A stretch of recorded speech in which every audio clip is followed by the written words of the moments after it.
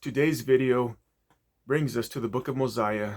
Chronologically speaking, we are now almost halfway through the millennial span of the record of this people. From this point forward, much of the record is told in third person because now Mormon is telling the rest of the story through his perspective, since he is abridging, or in other words, condensing the large plates of Nephi. Now, there was no more contention in the land for the rest of King Benjamin's days, and peace did not come to the Nephites through dumb luck. King Benjamin had to fight with the strength of his own arm, with the sword of Laban, in defending his people. More importantly, he had cleansed the inner vessel by teaching the people and calling them to repentance with the help of many prophets in the land at the time. Now I will focus on verses 2 and 3 of Mosiah chapter 1, which reads, "And it came to pass that he had 3 sons, and he called their names Mosiah and Heloram and Helaman.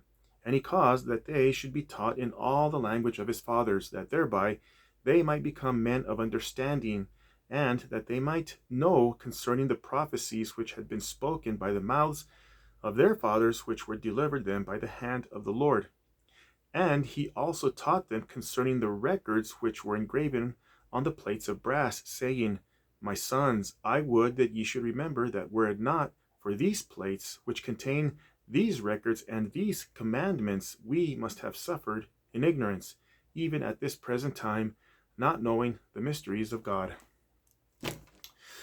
So what was the language of their fathers? Well, we read in 1 Nephi chapter 1, verse 2, that Nephi made a record in the language of his father, which consisted of the learning of the Jews and the language of the Egyptians.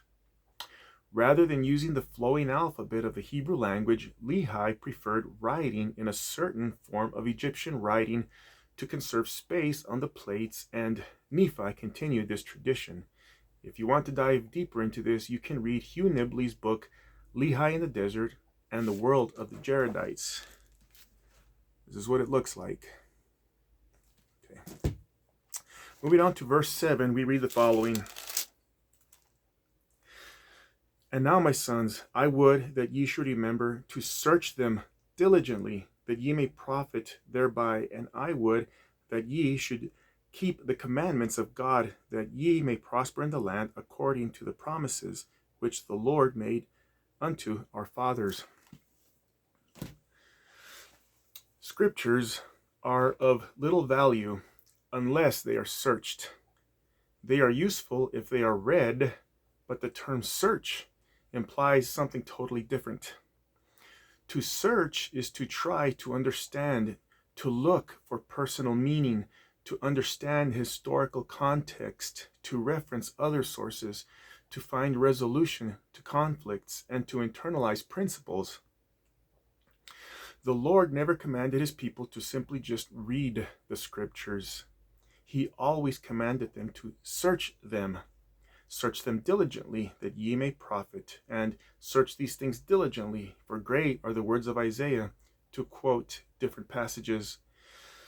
The result of diligent searching is that one becomes as the sons of Mosiah, who had waxed strong in the knowledge of the truth, as we read in Alma chapter 17, verse 2. The consequence of willful ignorance of the scriptures is being weak, as the Nephites were weak when Jesus Christ visited Bountiful and expounded many things to them. Jesus Christ perceived that they were weak because they did not understand what he was revealing to them. It all went over their heads. Why? Because they were busy in their lives doing whatever they were doing besides searching the scriptures. Many of us will probably likewise be weak when Jesus Christ returns to redeem Zion and expounds all things to us, including what is contained in the sealed portion of the plates. What excuse will we have for likewise being weak? Food for thought.